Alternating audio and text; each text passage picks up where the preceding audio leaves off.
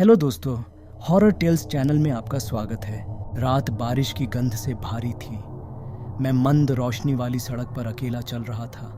पुरानी इमारतों के किनारों पर अंधेरा छाया हुआ था और पक्की सड़क हाल की बारिश की नमी से चमक रही थी। मैं हमेशा भयानक और अस्पष्ट चीज़ों की ओर आकर्षित रहता था और उस रात मुझे सड़क के अंत में दिखने वाली परित्यक्त हवेली की ओर एक अनूठा खिंचाव महसूस हुआ। हवेली किसी अन्य युग का अवशेष थी। ढाते पत्थर और पुरानी लकड़ी की एक विशाल संरचना थी। इसकी खिड़कियां टूट गईं और आईवी लता इसकी दीवारों पर रेंगने लगी, मानो प्रकृति स्वयं इमारत को पुनः प्राप्त करने की कोशिश कर रही हो। यह दशकों से खाली पड़ा था, एक ऐसी जगह जहां केवल सबसे बहादुर लोग ही जाने की हिम्मत करते थे। जैसे ही मैं पास आया, मेरी रीढ़ में कंपी दौड़ गई और मुझे हवा में ठंडक महसूस हुई जो मेरी हड्डियों में समाती हुई प्रतीत हो रही थी। हवेली के बारे में जो कहानियां प्रसारित हुईं वे किंवदंतियां थीं। भूत या प्रेत, अजीब रोशनी और रात भर गूंजती भयानक आवाज़ों की कहानियां। मैं हमेशा ऐसी कहानियों पर संदेह करता था, लेकिन उस रात मैं जांच करने की इच्छा को रोक नहीं सका। मैंने प्रवेश द्वार की सुरक्षा करने वाले चरमराते लोहे के गेट को धक्का देकर खोल दिया और उस ऊंचे रास्ते पर कदम रखा जो हवेली के सामने के दरवाजे की ओर जाता था। रास्ता घास फूस और कांटों से भरा हुआ था और हवा सड़ांत की गंध से भारी थी। मेरे पास आते ही हवेली कराहने लगती थी, मानो वह जीवित हो और मेरी उपस्थिति से अवगत हो। सामने का दरवाज़ा आंशिक रूप से अधखुला था और घबराहट और जिज्ञासा के मिश्रण के साथ मैंने उसे धक्का देकर खोल दिया। हवेली का आंतरिक भाग मेरी कल्पना से भी अधिक जीर्ण शीर्ण था। हर सतह धूल से ढकी हुई थी और दीवारें फीके उखड़ते वॉलपेपर से सजी हुई थीं। कोनों में फटे पर्दों की तरह मकड़ी के जाले लटक रहे थे और हवा में बासी प्राचीन गंध थी। मैं सावधानी से हवेली के अंधेरे कमरे से होकर गुजरा। मेरे कदमों की आवाज़ खाली कमरों से गूंज रही थी। यह भूली हुई यादों और खोए हुए समय की भूल भुलैया थी।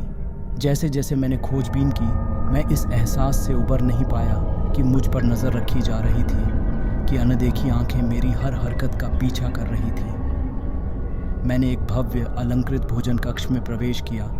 उसकी मेज़ अभी भी ऐसे रखी हुई थी मानो समय से जमी हुई हो। धूल भरी प्लेटें और धूमिल चांदी के बर्तन जगह जगह बैठे थे, मानो लंबे समय से चले आ रहे निवासी एक दिन ही गायब हो गए हों। मैं कमरे की समृद्धि पर आश्चर्यचकित था, सोच रहा था कि किस कारण से इसे छोड़ दिया गया। जैसे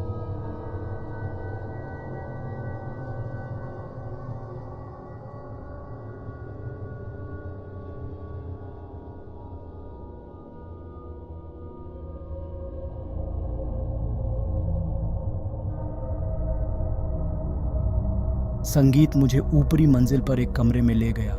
उसका दरवाज़ा इतना खुला था कि रोशनी की एक धीमी किरण दालान में फैल गई। मैंने धक्का देकर दरवाज़ा खोला और अंदर चला गया। वहाँ भव्य पियानो पर एक अलौकिक चमक में नहाई हुई एक आकृति बैठी थी। यह एक महिला थी। उसकी अलौकिक उंगलियां चाबियों पर नृत्य कर रही थीं। उसने पुराने ज़माने का गाउन पहना था और उसके बाल गहरे रेशम के झरने की तरह उसकी पीठ पर बिखरे हुए थे। वह इतनी शालीनता और तीव्रता के साथ खेलती थी जो नश्वर क्षेत्र को पार करती हुई प्रतीत होती थी। मैं विस्मय से देखता रहा, सामने वाले दृश्य से अपनी आंखें नहीं हटा पा रहा था। कमरा वर्णक्रमीय रोशनी से भर गया था और महिला की आंखें सबसे गहरी खाई की तरह काली, एक शांत भयावह नज़र में मेरी आंखों से मिली। आप कौन हैं? आखिरकार मैं फुसफुसाने में कामयाब हो गया। उसने कोई जवाब नहीं दिया, लेकिन बजाना जारी रखा। उसके संगीत ने कमरे में गहरी उदासी भर दी जो मेरी आत्मा में उतर गई। यह ऐसा था मानो वह कभी न खत्म होने वाले विलाप में फंस गई हो, मुक्ति पाने में असमर्थ हो। मैंने झिझकते हुए एक कदम आगे बढ़ाया। मेरा दिल मेरे सीने में धड़क रहा था। उस महिला की आंखें मेरी आंखों से कभी नहीं हटीं और उस क्षण मुझे पता चल गया कि वह कोई साधारण आत्मा नहीं थी। वह इस परित्यक्त हवेली की एक कैदी थी जो किसी अज्ञात शक्ति से बंधी हुई थी। मैंने कांपता हुआ हाथ बढ़ाया, मानो उसे छूने के लिए, उसे सांत्वना देने के लिए, लेकिन वह मेरी आंखों के सामने फीका पड़ गया।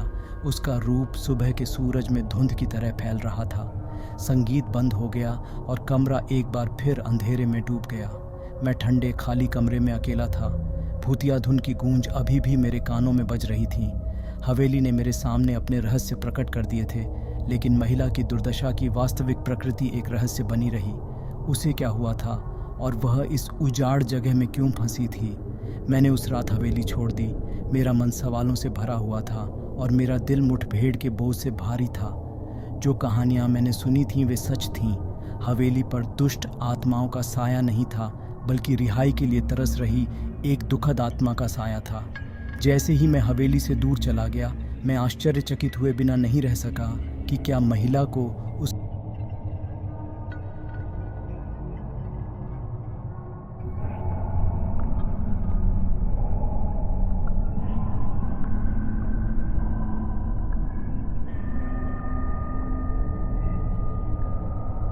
अगर ये कहानी आपको पसंद आई हो तो वीडियो को लाइक और शेयर करें और चैनल को सब्सक्राइब करना ना भूलें।